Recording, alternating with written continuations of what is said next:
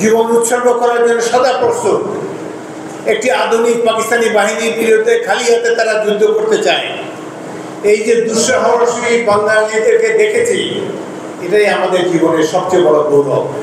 এবং এরা ছিল, এর মধ্যে অনেকে আপনারা আমার সামনে বসে আছেন, যাদের রাষ্ট্রহত স্বীকৃতি দেয় নাই, সামাজিক স্বীকৃতি মেলে নেই। কেবলমাত্র আমরা নিজেরাই নিজেদের মনে আত্মতুষ্টি আছে, এই দেশের স্বাধীনতা যুদ্ধে আমরা অংশগ্রহণ করেছিলাম।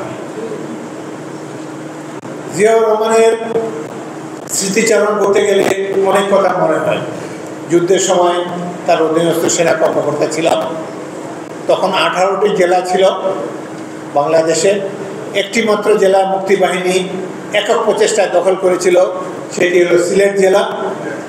এবং এই সিলেট আমরা 14ই ডিসেম্বর বিকালে দখল করি মেজর জিয়াউর রহমানের নেতৃত্বে, জেড ফোর্সের নেতৃত্বে।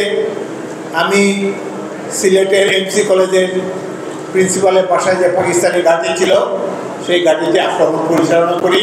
আমার 18 জন সৈনিক শহীদ হয়।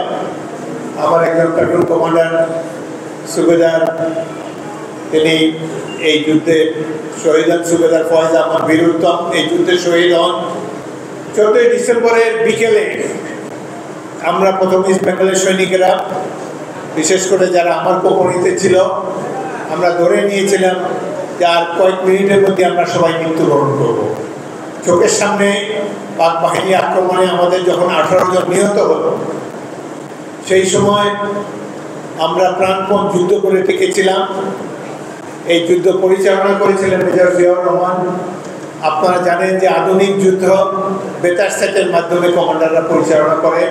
আমার হাতে বেতার যন্ত্র, পেছনে 1 মাইল পেছনে Ziaur Rahman Z force headquarter নিয়ে প্রতি মুহূর্তে জানতে চাচ্ছেন।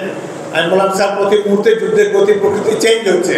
জঙ্গল পেরিয়ে, চা বাগানে বেরিয়ে সিলেট শহরে প্রবেশ করে যে মুহূর্তে যুদ্ধে লিপ্ত হলাম, হঠাৎ করে ভাগ্যের আল্লাহর রহমতে আমাদের বেতার যন্ত্রের যোগাযোগ আবার পুনঃস্থাপিত হলো। এমসি কলেজের প্রিন্সিপালের বাসভবনে অবস্থিত পাক বাহিনীর সে বাংকারগুলোর উপরে মুহুর্মুহু রকেট নিক্ষেপ করে এগুলোকে ধূলিসাৎ করে দিল। এবং এই বিমান আক্রমণে এবং আমাদের সাথে সারাদিনব্যাপী যুদ্ধের পর পাক বাহিনী অনুভব করেছে যে বাঙালি বীরের জাতি, আজকে তারা বিজয়ী হবে না। সুতরাং 14ই ডিসেম্বর বিকালে তারা সাদা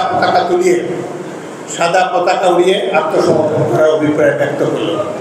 এইভাবে মার্চ মাসে আমরা যে যুদ্ধ শুরু করেছিলাম, 14 ডিসেম্বর তারিখে সিলেটে আমাদের এই যুদ্ধের একটা সফল পরিসমাপ্তি আমরা দেখতে পেয়েছি। এই যুদ্ধের 6 মাস মেজর জিয়াউর রহমানকে অত্যন্ত কাজের থেকে দেখেছি। জুন মাসে জেড ফোর্স গঠিত হয়েছিল ইস্ট বেঙ্গল রেজিমেন্টের 1ম, 3য় এবং 8ম ব্যাটালিয়ন নিয়ে। তিনি জিয়া ছিলেন একজন প্রকৃত কমান্ডার।